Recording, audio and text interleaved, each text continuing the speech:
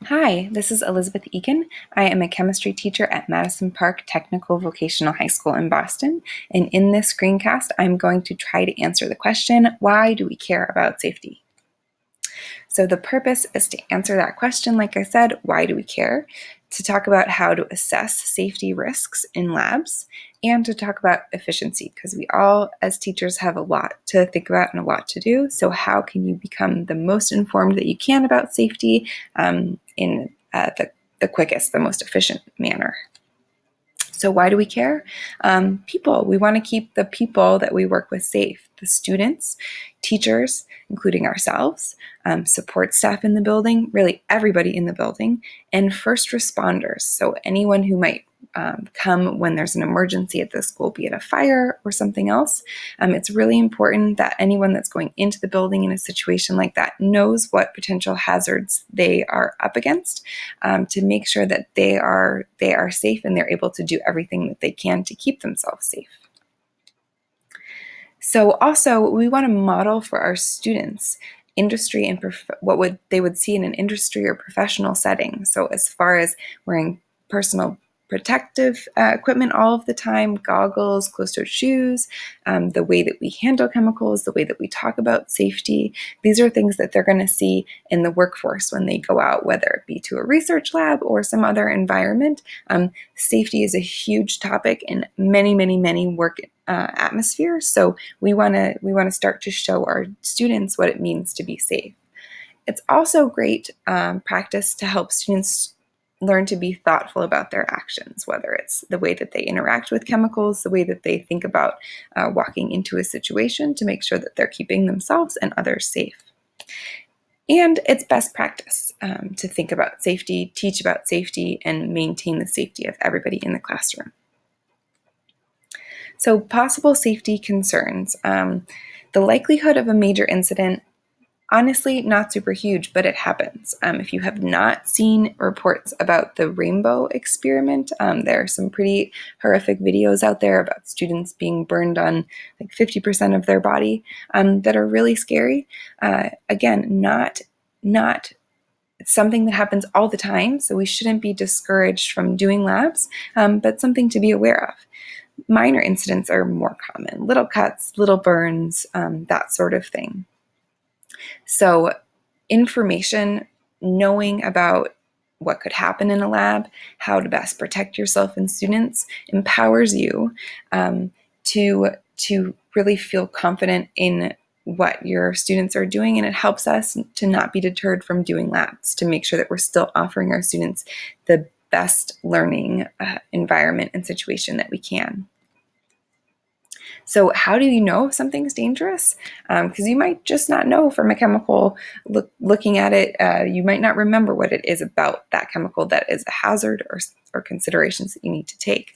So the best thing to do is to look up the safety data sheet for that chemical. You can either plug it into Google, or you can go to flinnscience.com, Flynn Scientific.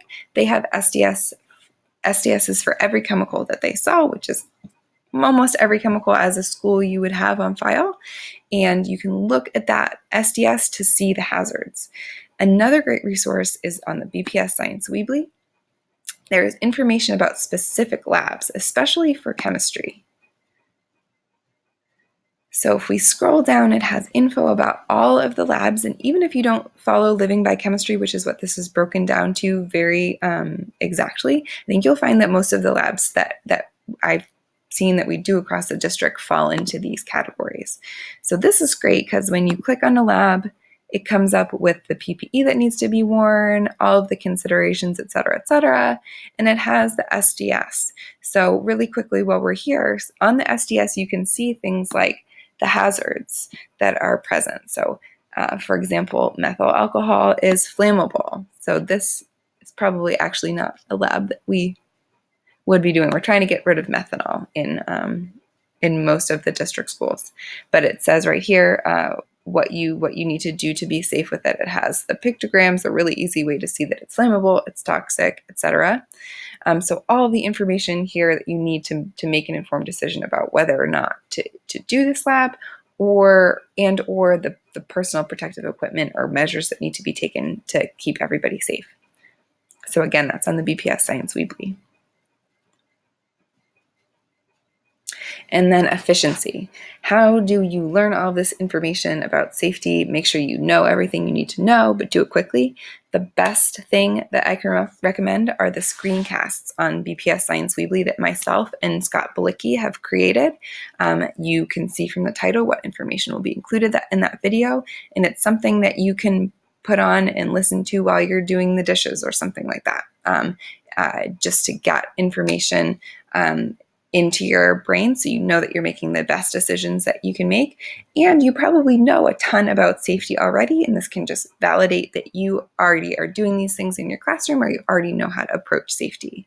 There are also Flynn scientific safety videos that are accessible from the BPS Science Weebly that are really great and have a ton of really useful information. I highly recommend them. And again, it's video format. It's a little bit easier to put into your schedule, and it's a nice way to receive content.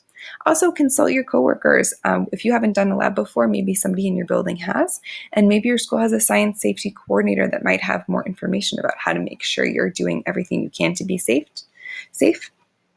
And go directly to the source. Look at that SDS for the chemicals in the lab.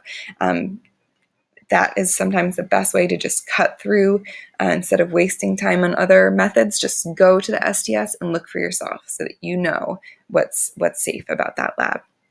If you have any questions about this screencast or anything else as it pertains to safety in our labs or classrooms, please feel free to go to the BPS Science Weebly. All those resources that I mentioned are there, including the full SSP, which is the Science Safety Plan. It's a document that talks about all of the roles of the different people in the district to make sure that we're being as safe as we can be in science learning. And you can also email bpsscience@gmail.com, and they can direct you to someone who can answer your question. Thank you so much for your time.